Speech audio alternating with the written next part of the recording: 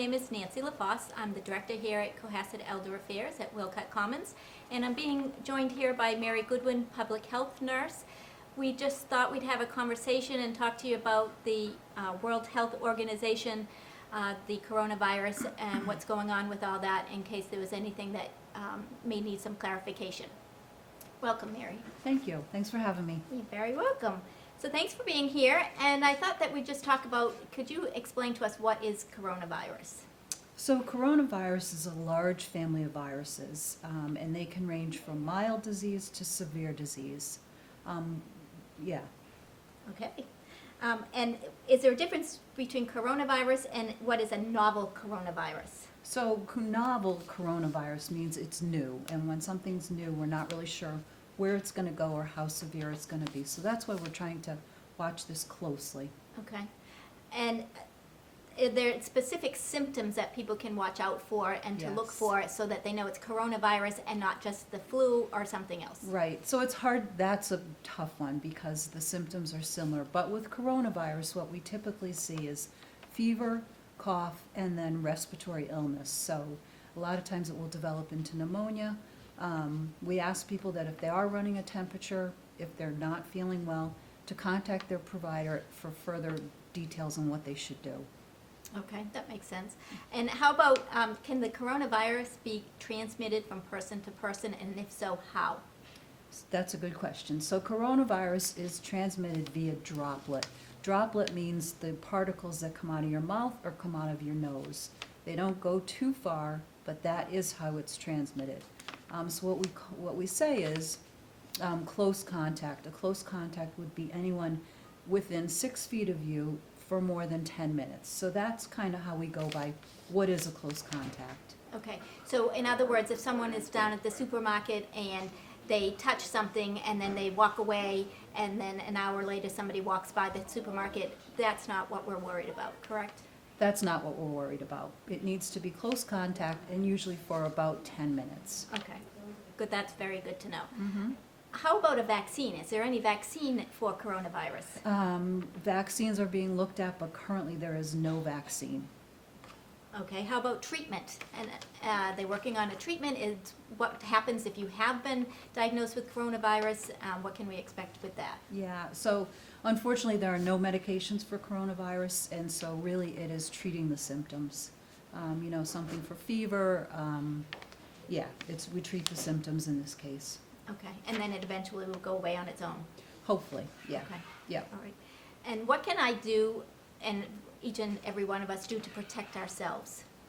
So there's 3 main things that you can do. Wash your hands, wash your hands, and wash your hands. I can't say that enough. If you don't have soap and water, which is the preferred method, you can use hand sanitizer. Cover your cough. If you're coughing, cough into your elbow, not into your hands. And then remember, you've contaminated that article of clothing, so you should try to wash that as soon as possible. And then the third thing is we're asking people to please stay home if they're sick. Everyone has a role to play in this. And if you're not feeling well, please stay home and monitor your temp. Okay, that's good advice. And what are the WHO recommendations for countries and people going away if they're going, out of the country or even within the country? Is there any specific recommendations? So currently there are 4 countries that we are calling level 3 countries. That's China, South Korea, Italy, and Iran. And if someone has traveled to those countries and they're returning to the U.S., what we're asking them to do is self-quarantine for 14 days. That means isolate yourself at home, monitor your temperature, and at this point, no one will be monitoring that. We really are asking people to do that on their own. So the 14 days is because you can incubate coronavirus for up to 14 days. So you could be home and for 14 days, no symptoms, but you could still be carrying it. Okay, so 14 days, it'd be in your home. If you have symptom-free for 14 days, then You're good. go out and about. You're Okay, good, your yeah. regular business. Yeah. All right, excellent. And where can we find out more information about coronavirus if we were to look into this further? So there are 3 really good sources. One is the Massachusetts Department of Public Health, their website, the CDC, or the World Health Organization. Those are 3 reputable sites Okay. And that are updated frequently. Okay. I also know if any of you are on the town website, we do daily updates on the coronavirus and what the town is doing to keep everyone and the precautions that are coming on a daily basis. So, would you like to add anything else, Mary?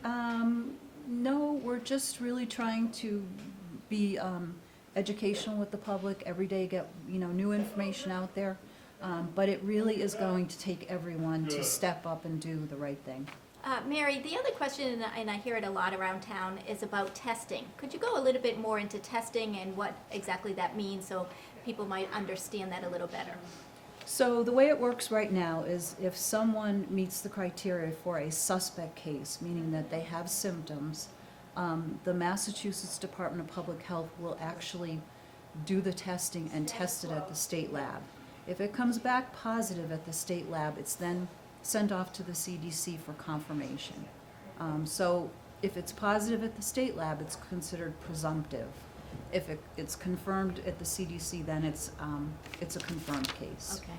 And just to reiterate, the treatment would become the same, right? If it's presumptive or confirmed, nothing's going to change as far as how we react to that. Right, until we get the final word from the CDC. Okay. Thank you. You're welcome. No more questions.